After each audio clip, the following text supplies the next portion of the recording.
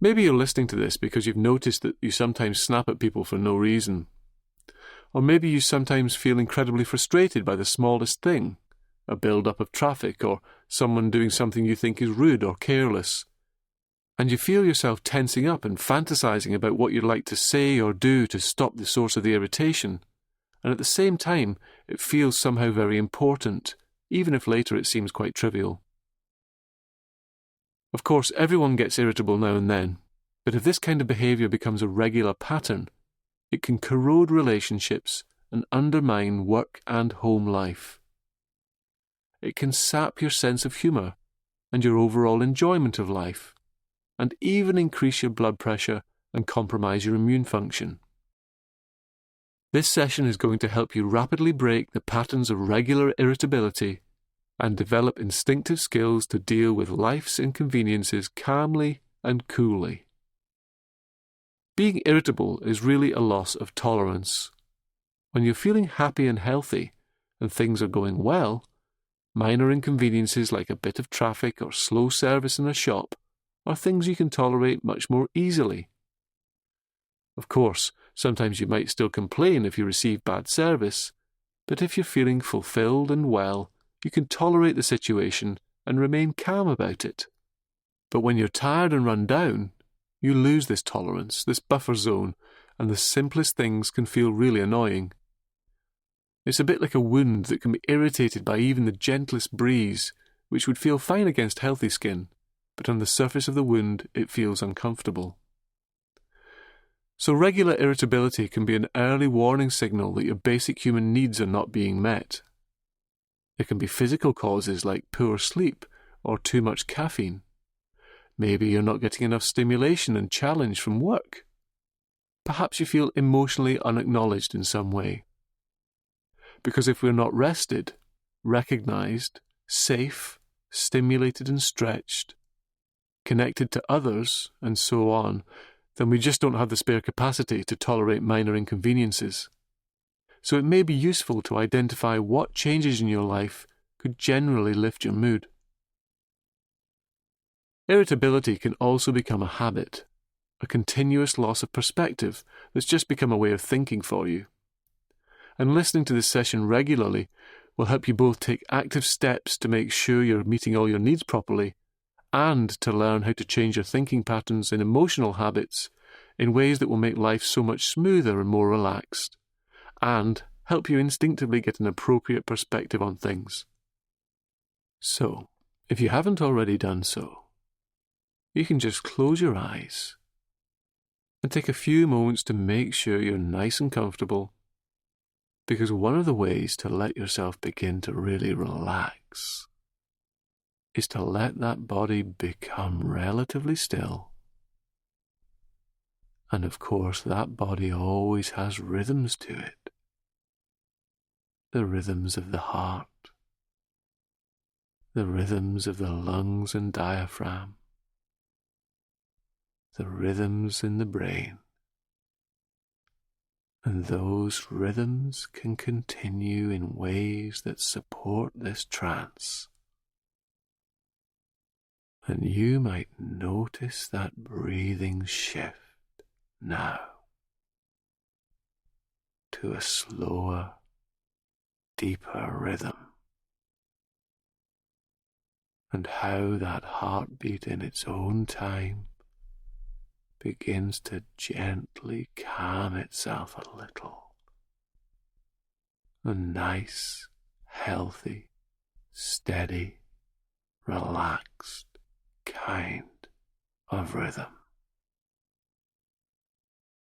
And those brainwaves will begin to sink down into deeper patterns of consciousness. And much of that will happen all by itself, without you consciously needing to do anything at all,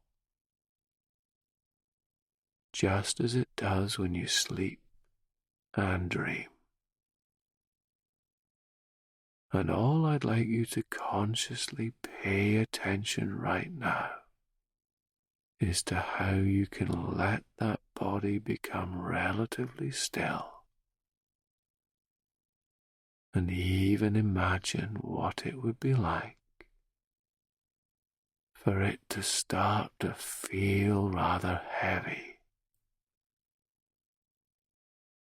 That wonderfully seductive kind of heaviness that draws you to bed after a long day,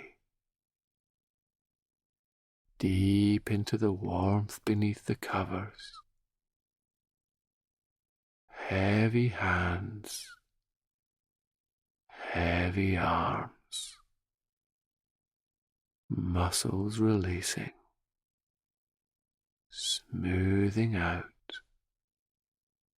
sinking down the legs, made of something ever so heavy, like stone. Can be curious to imagine the reality of this sensation, twice as heavy. That's it. A real sense of drifting down, like heavy eyelids closing over those already closed eyes. And your unconscious now is only really you at a deeper level, because when you dream, it's you that's dreaming, and it's you at a much deeper level than you can consciously understand. And the learnings here and now aren't for that conscious mind, can feel free to feel comfortably hazy. And have you ever gazed at a beautiful view, maybe with grass and hills and a far-off horizon, and felt yourself gaze and defocus in a hazy kind of dreaming of colours and soft sounds of comfort, can feel so very good. Feelings fuzzy, golden, that's it. Twice as deep. Thoughts of, am I in a trance? Can be slow and soft,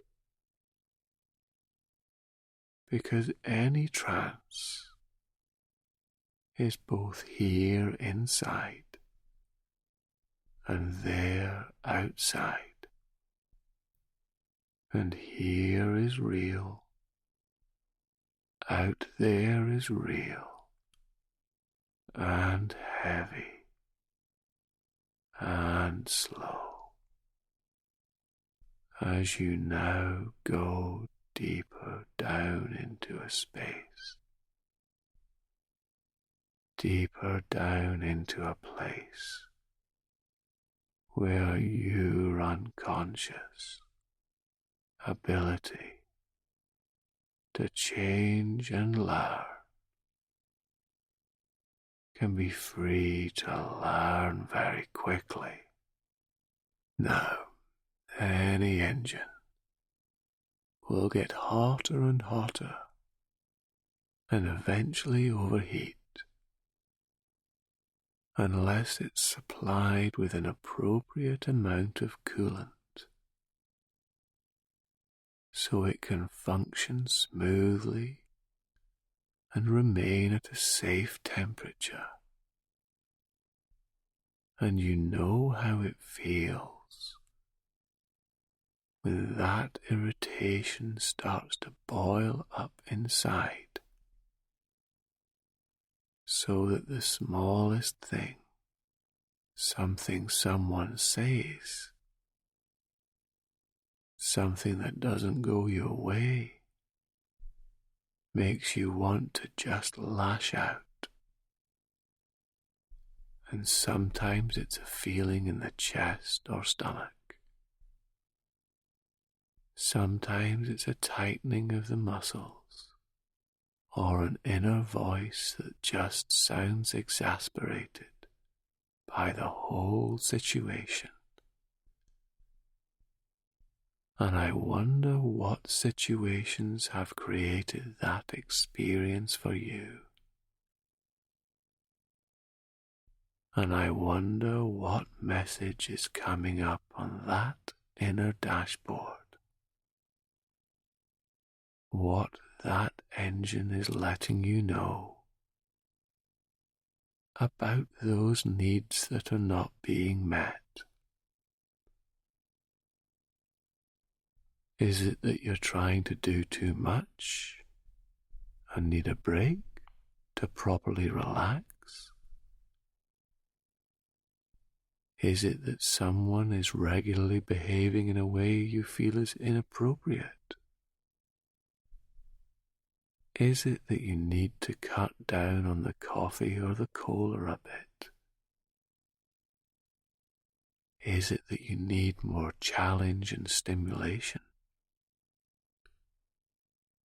And you can notice that an answer begins to become clearer. That irritability can be your friend for a moment. It can become your ally, because it's letting you know which needs you need to attend to. And as I continue to talk, your unconscious can just begin to dream, just as it does each and every night. And the dreams it can find in the depths of your consciousness can be about the kinds of ways, the kinds of changes you can make to meet all your needs as a person, even better than you have done before, so that day by day you take care of your physical needs for rest, for nourishment, for creative stimulation, for healthy, supportive relationships. And of course, some of these things may be general directions you want to take your life in, and some will require specific planning, and you can make changes right away.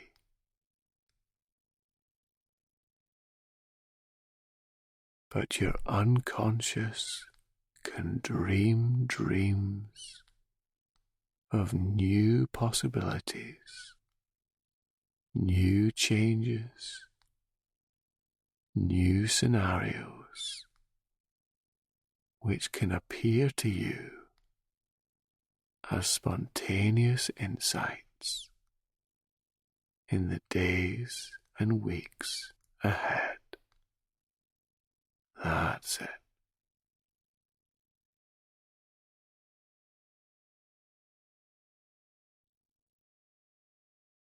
And one of the wonderful things about taking time to relax deeply like this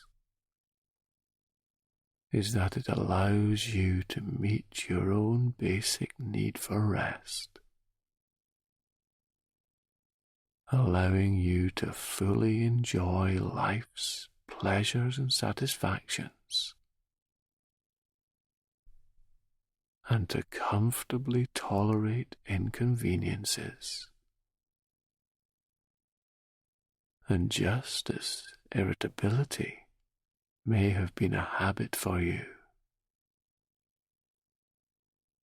this wonderful comfort can become a new habit. As you listen to this session regularly and take time out to relax by yourself. And I don't know how you like to relax best. Some people like a long, hot bath. Others take a walk or read something enjoyable. But it's always something that leaves you feeling better, revitalized after you've done it. And the more you take good care of yourself,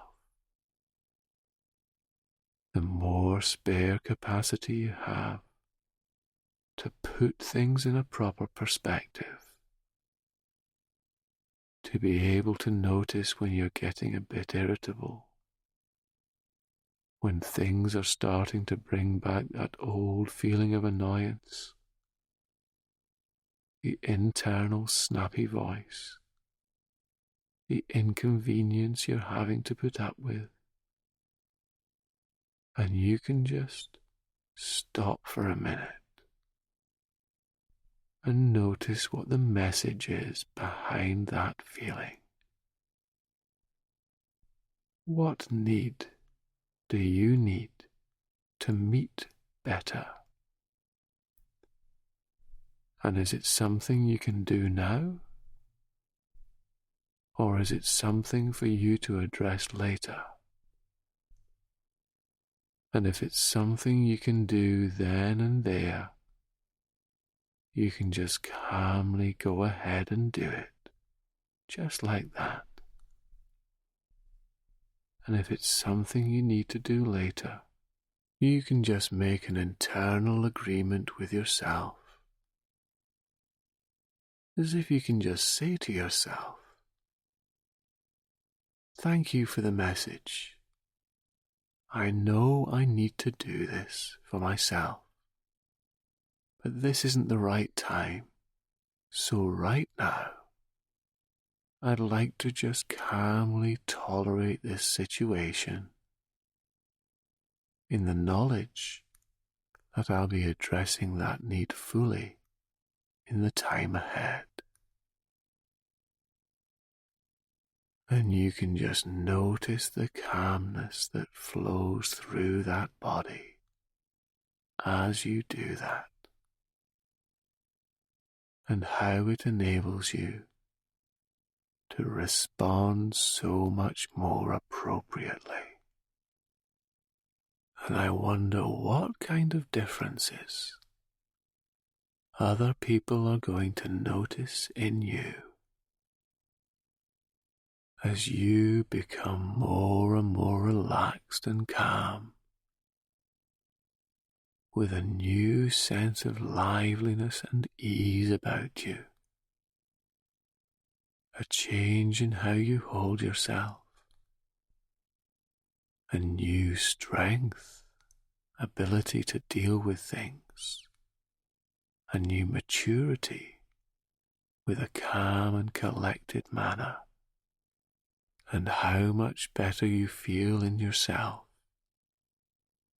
as you continue to make changes in your lifestyle to ensure you take good care of yourself. That's good. And I wonder what the first of those changes will be after this session, as your unconscious dreams those dreams, and you consciously find new ideas, new ways to make all parts of your life so much more wonderfully fulfilling now. And you can bring all these changes with you into waking consciousness right now. The changes you've already made and those which are underway, and feel so very good about it as you begin to become wide awake. That's it. By noticing the position of your body, and as you reorientate to this present moment, that's it, and to your surroundings, you can just come all the way back now. And as you open up your eyes, you might enjoy a nice stretch, just coming back in your own time, feeling the energy flowing back into your mind and body, coming wide awake and refreshed, and welcome back. Good.